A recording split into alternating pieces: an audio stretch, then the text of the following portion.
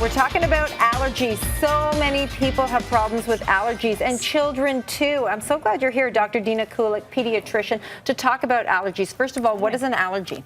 Allergies are hypersensitizations to the immune system from various things in the environment that normally don't cause any symptoms at all. So things like pollens and dust mites and molds that cause a particular reaction for a given person that's pretty predictable over a whole population. Can we develop them later in life? Absolutely. Why? Absolutely. So ongoing exposure, ongoing sensitization can lead to symptoms over time. And what can we do about them? Should we just take that over-the-counter medication? Is that okay? So antihistamines are a great product. There's lots available on the market.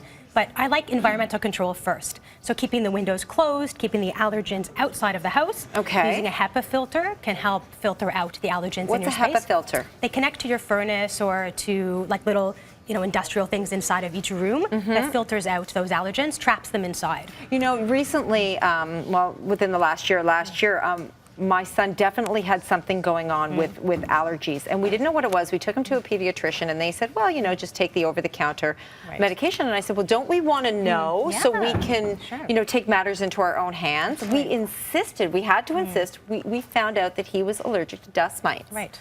So now we've taken the matters into our own hands, washing the sheets more than regular, constantly dusting, and actually even got a new bed. Right. Oh, okay. We went that far. Mattress covers and pillow covers could also trap them inside. Yes. We did. We got the special mattress covers, and is this what people should be doing? Yes, absolutely. I mean, you want to keep them out of your space, so cleaning frequently, like you say, keeping those windows closed, keeping mattress covers or pillow covers on to kind of trap them inside your mattress, because especially dust mites, they live all over our space.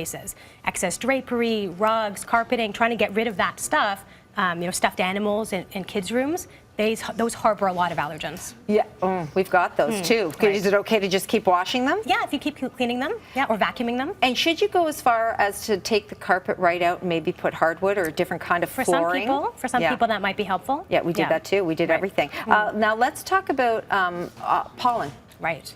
So now is high pollen season. Yes. So a lot of allergy sufferers are really suffering this time of year. So again, keeping those windows closed, using a saline eye drop or a steroid eye drop, a steroid nose spray, a saline nose spray, kind of get rid of those from your nose, from the eye.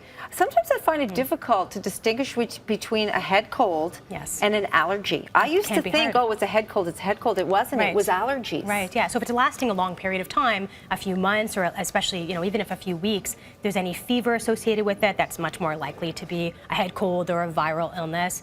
If the congestion is green or yellow versus clear, like in allergies, you're thinking more about a virus. Are there people who are just allergic to everything?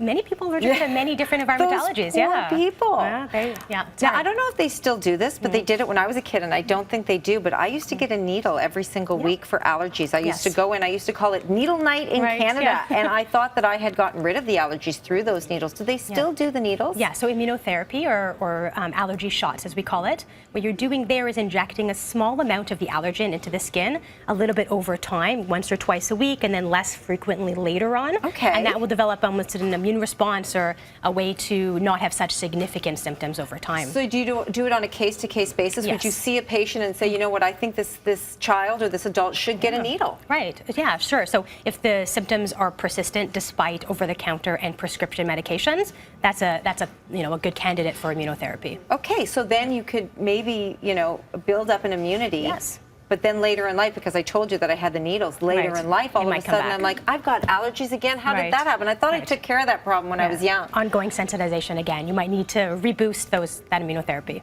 What are some, give us some general information that you could give to the public who are suffering from allergies right now and what they can do. Right. So again, keep those windows closed. Use the air conditioning to keep everything out, and make your space a healthy environment for you. Using the HEPA filter. Cleaning your space, but then leaving the space for a good half an hour afterwards. When you clean, you bring a lot of allergens into the air. So if then you go into the space, you're going to breathe all those in. Oh, okay. So clean and go away until everything settles on the ground. And then maybe come back in. Later. Yeah, especially sleeping and children with allergy symptoms. You don't want to come back into the space too quickly.